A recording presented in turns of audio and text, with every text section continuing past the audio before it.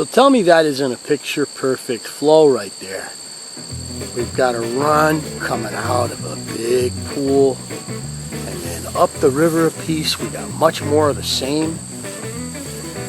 I'm going to do a little bit of stealth today.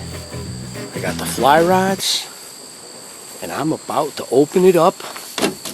We got the backpack camper here. You fit in the key, and you give it a little turn. Come over here. Do the same. Pop it down.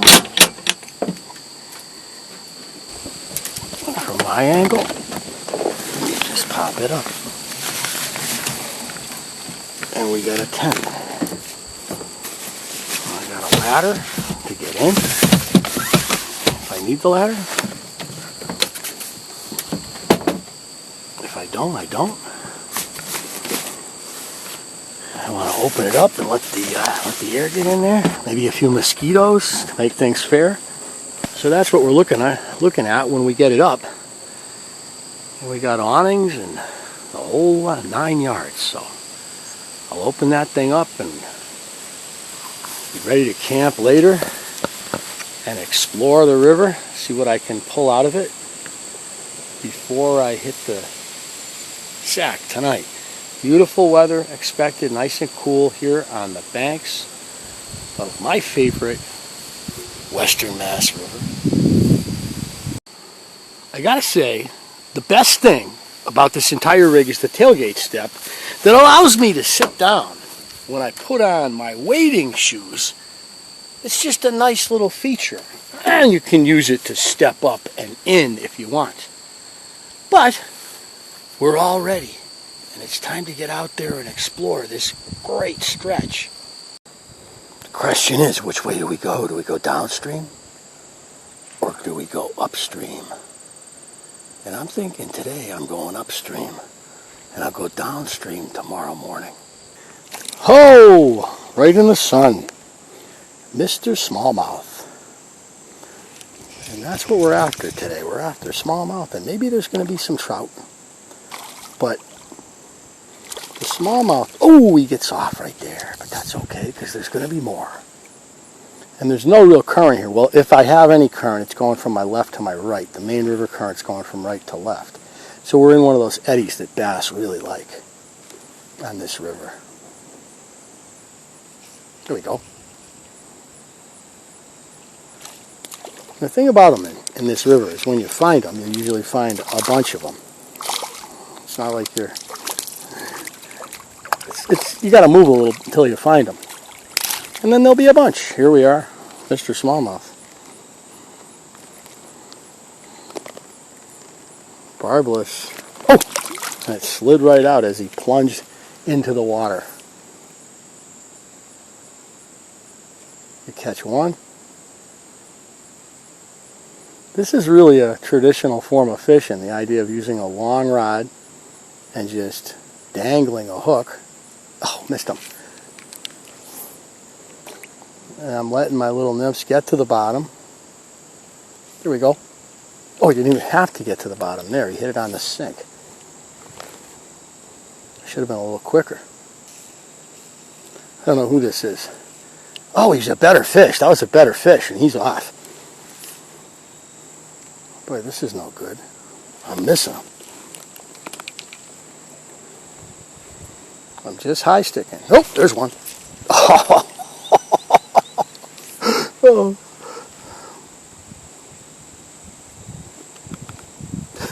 The amount of fish that have got to be here is unbelievable. Every cast. There's one.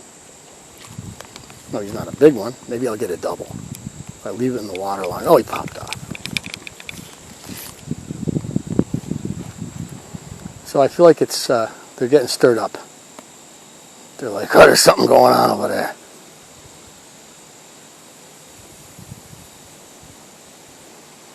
The water's definitely cooler here. Didn't get a hit that cast.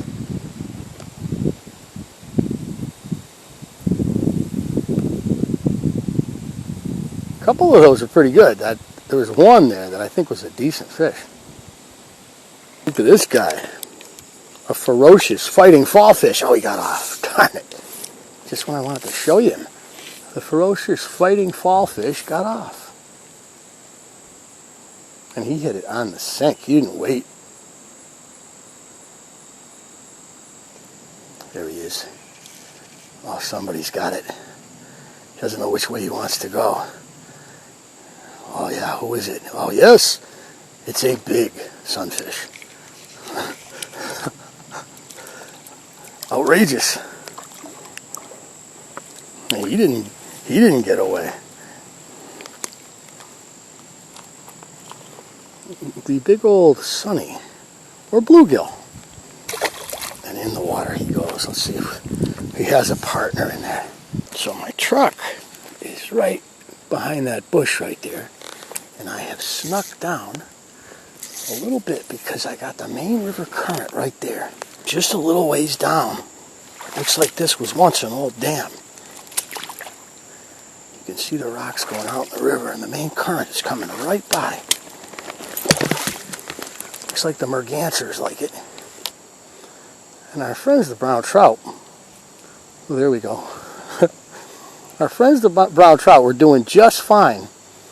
Reproducing in here and everything was good, and then the state figured out there's brown trout in here, so they begun throwing stock browns in, little smallmouth. The result being the genetics of the river's kind of been messed up by that. I don't know if the fish that they put in here are as likely to survive as the natives that have been in here for, what, 150 years? Stocked up in Stockbridge long ago. So a couple hundred yards above where I parked is the Double Stack Waterfall.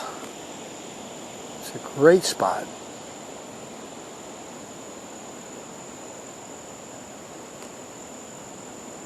I figured I'd come up here and see if we got any kind of evening rise go. This is a good area. As you can see, there's nice oxygenated water here. There's a lot of bass, there's a lot of carp, and there's browns and pike. There we go. Oh, straight up in the air, says Mr. Smallmouth. Oh, yes.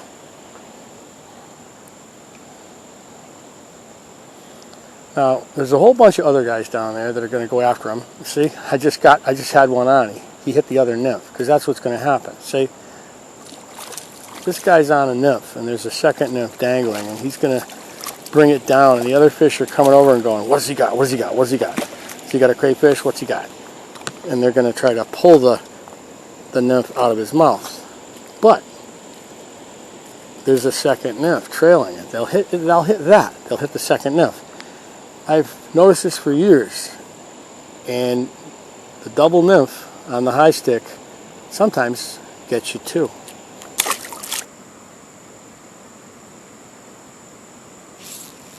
There we go.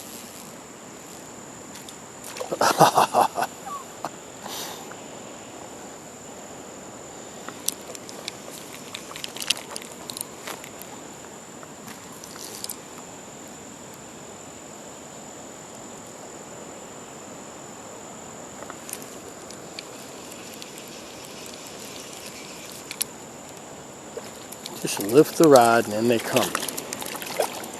But when you got that second nymph, you got to be careful because you can end up bringing it right into your leg. That ain't good. Nobody needs that. You made a mess. You made a mess, boy. There's some days when you can see them. It's not that clear. Oh, there we go.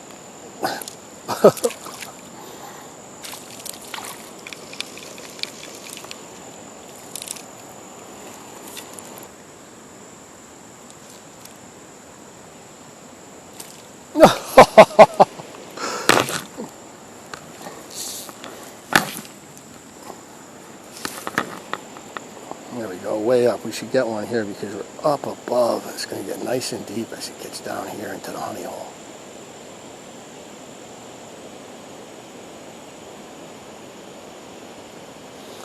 Little bang right there. Usually there's a lot. Oh, there he is. Oh, he got off. Usually there's a lot of calico, so there's a big carp. Look at that carp right there. I gotta see if I can get the nips to go right by the carp. Maybe the carp will hit.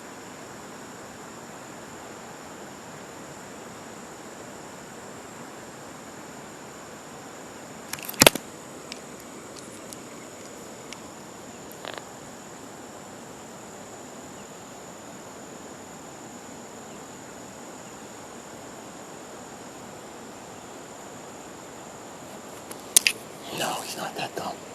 But he went right there. So maybe he'll be back for it. He looked like he was going for it for a second.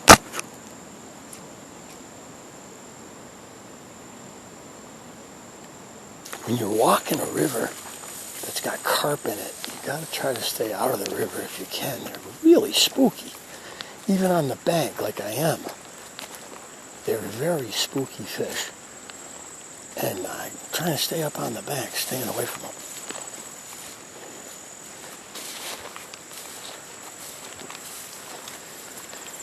And I have to go down in the water up here. The massive Housatonic Joe Pye weed is blocking my...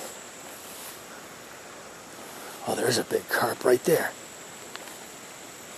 Two of them.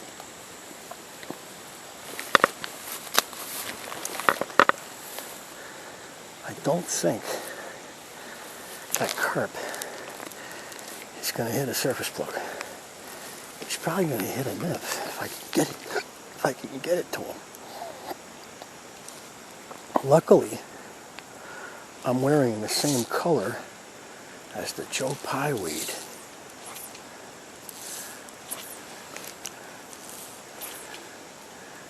Let me see.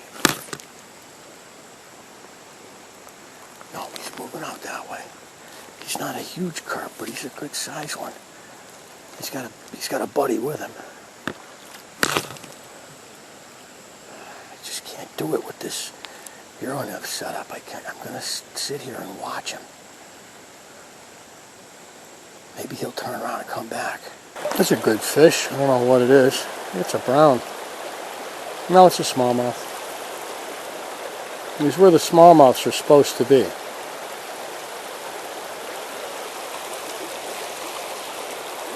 He hasn't jumped yet. He's lazy.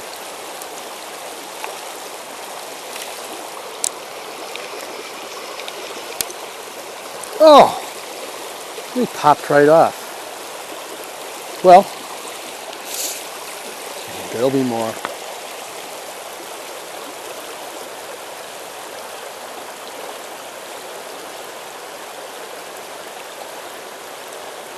He was in this slack water right in here, right where the nymph is now. The nymphs are moving right about in here, right where the current ends.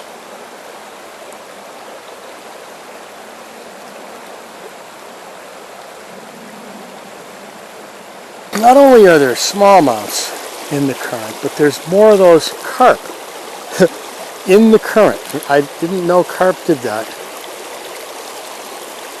Smallmouth? Yes. But you don't really expect them in current like this. You expect brown trout in current like this. So, smallmouth, it's like, hey.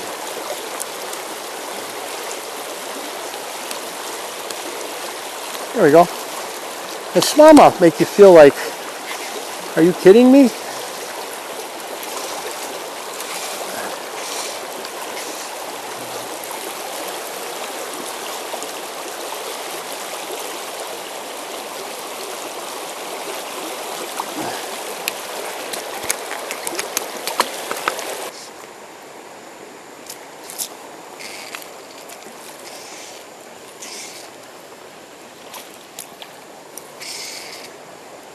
Mr. Smallmouth. Cooperating on a very ugly streamer.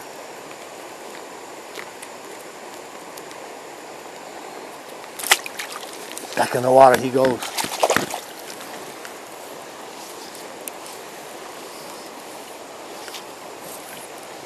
I'm able to get pretty far out here. Could probably walk across the river here pretty easy. We come here in the spring when the water's off color and you don't really see what it looks like. It's shallower here than we think. Still, I'm not walking across this when the river's a foot higher than it is now. There's better ways.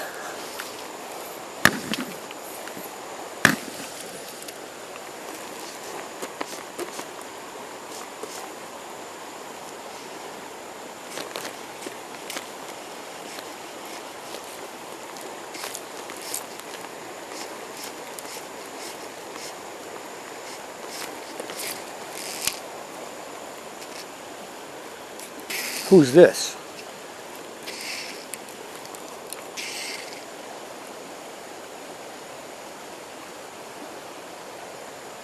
It's Mr. Smallmouth.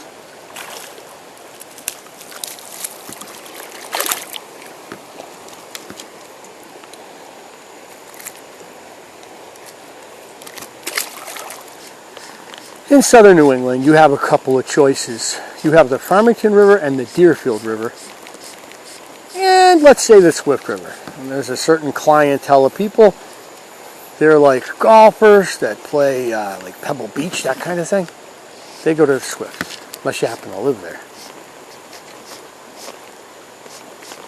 Cold water outflows. Tail races. And then you got all the other rivers. In the middle of the summer, you definitely don't want to be catch and release in a river that's temperature's like 75 degrees. But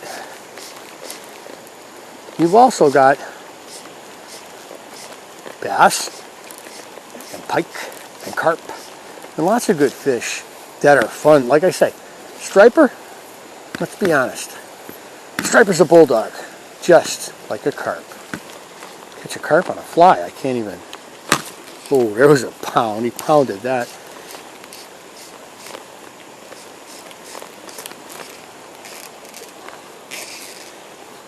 So I'm having just boom, boom, boom action.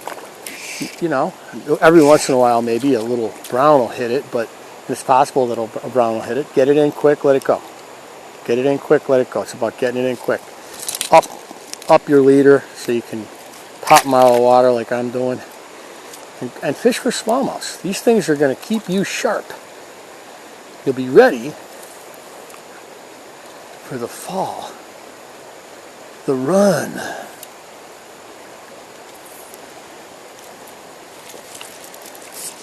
I mean, even much of the Farmington River,